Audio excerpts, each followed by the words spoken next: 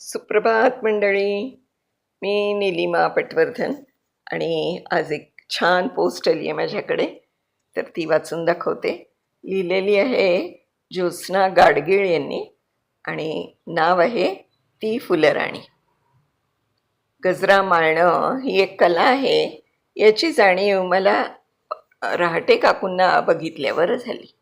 आंबाड्यावर गोलाकार माळलेला मोगऱ्याचा, तगरीचा, जाईचा, जुईचा, बकुळीचा गजरा, नाहीतर एखादं फूल तरी खवलेलं असतंच.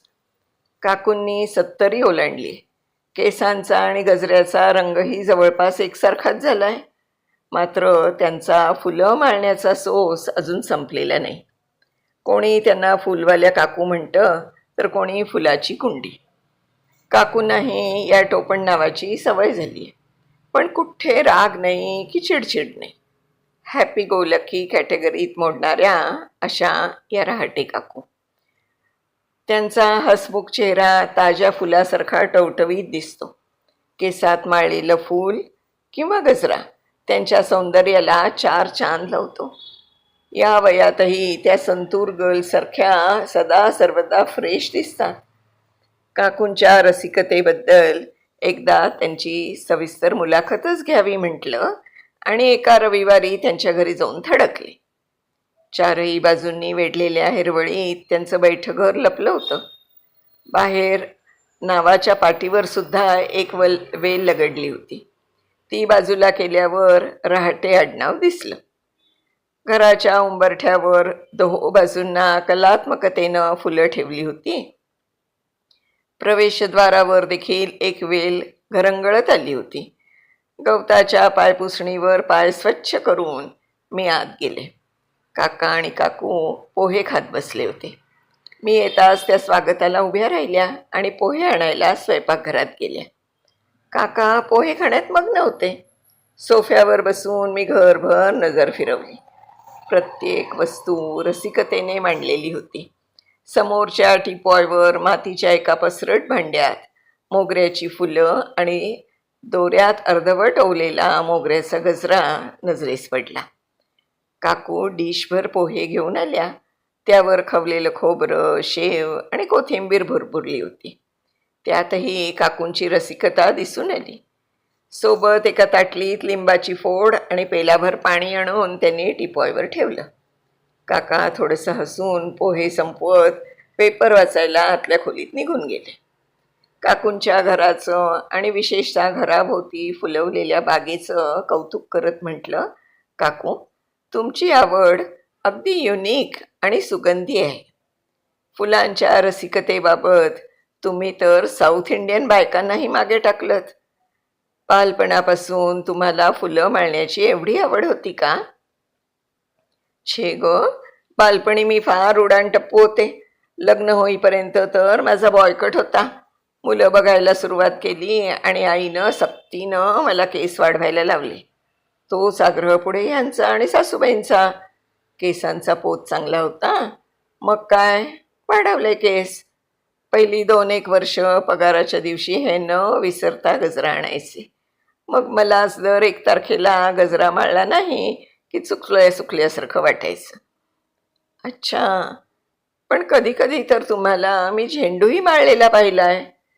हो, त्याची एक गंमतच आहे. काय बरं? माझा मुलगा मला म्हणायचा, एकच दिवस का सुंदर दिसतेस, रोज फुलं घालत जा, रोज छान दिसशील.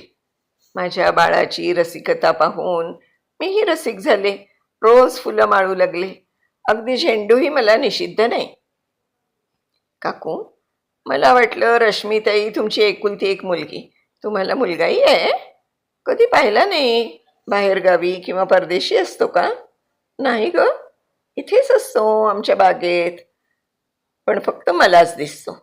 म्हणजे बालपणीच तो देवाघरी गेला. त्याला रोज पाहण्यासाठी मी ही बाग फुलवली. सॉरी काकू, मला कल्पना नव्हती हो.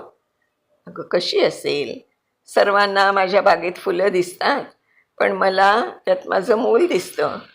गुलाब, चाफा, पारिजात, शेवंती, डेलिया, मोगरा, सदाफुली, सोनचाफा, सोनटक्का, तगर, निशिगंध, गुलबक्षी, झेंडू, सगळ्या प्रकारची फुलझाडं माझ्या बागेत आहेत. म्हणून तर मी आलटून पालटून सगळी फुलं माळते, तर कधी फुलांचा गजरा करते आणि ती निर्माल्य होण्याआधी पुन्हा बागेतल्या मातीत टाकते. पण माझा एक नियम आहे बरं का, मी फुलं कधीच खुडत नाही. जी आपसूक खाली पडतात तीच वेचते आणि वापरते. कारण फुलं खुडल्याचं दुःख काय असतं ते मी अनुभवलंय ग. काकू, तुमच्या मुलाचा फोटो दाखवाल? हो, बागेत चल दाखवते. आम्ही बागेत गेलो. हा बघ माझा अनंत, आहे ना देखणा आणि तितकाच रसिक, असं म्हणत काकू खाली वाकल्या. अनंताचं पडलेलं एक फूल त्यांनी माझ्या हातावर ठेवलं आणि दुसऱ्या फुलाचा सुवास घेत त्या गुणगुणू लागल्या, अनंता अंत नको पाहू. त्या क्षणी मी त्या फुलराणीचा एक वेगळाच गंध अनुभवला. खरंच किती सुंदर गोष्ट आहे. ज्योत्स्नाताई, खूप धन्यवाद. इतकी सुंदर पोस्ट माझ्यापर्यंत पोचली आणि मी माझ्या सगळ्या श्रोत्यांच्यासाठी हे शेअर करते आहे. खूप खूप धन्यवाद ज्योत्स्नाताई. खरंच माझ्यासमोर त्या काकू उभ्या राहिल्या, राहणी काकू. अगदी खरंच खूप भावस्पर्शी गोष्ट आहे. माझी खात्री आहे माझ्या सगळ्या मैत्रिणींना पण ही गोष्ट नक्की आवडेल. पुन्हा अशाच एका छानशा गोष्टीसह आपण परत भेटणार आहोत. तोपर्यंत ज्योत्स्नाताई गाडगिळांचे मी आभार मानते आणि तुम्हा सगळ्यांना नमस्कार. Bye bye.